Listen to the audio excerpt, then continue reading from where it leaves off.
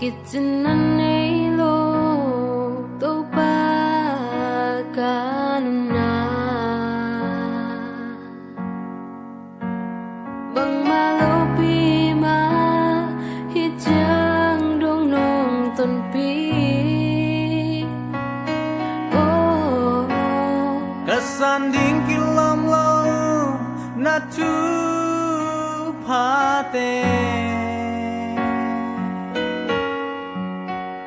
kaya dingin kamaya nong lui nong ton pi mo sang do na kay dong khahi na zialam khudin kay hong leni kalam kay nung happy na in kaya din ki ting hi đâu pa nang ha bek hi ka gwal zo na to pa na hoy ki kaya ding na hoy leo ka chim thấy lâu đâu ba nong ina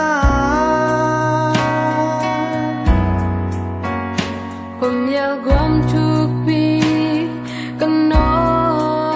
pun jagin na chu in cây lam hong lạc mấy ba khi nong ton pi mo sang do na cây nong khahi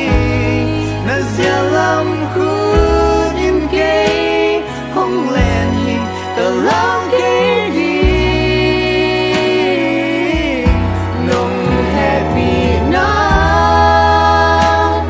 in cây ading in ki ting hi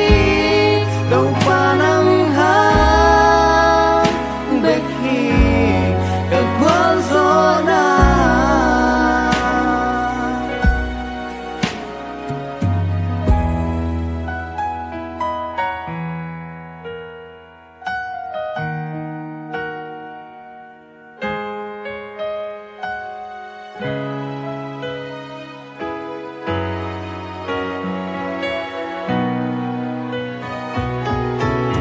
nong ton pi mo sang do na kay dong khahi na zialam khud in kay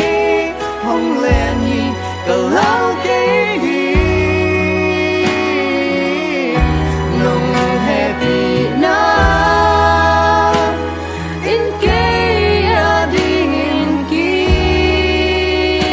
ting hi đâu pa nang ha bek hi ka gwal zo na đâu pa nang ha bek hi ka gwal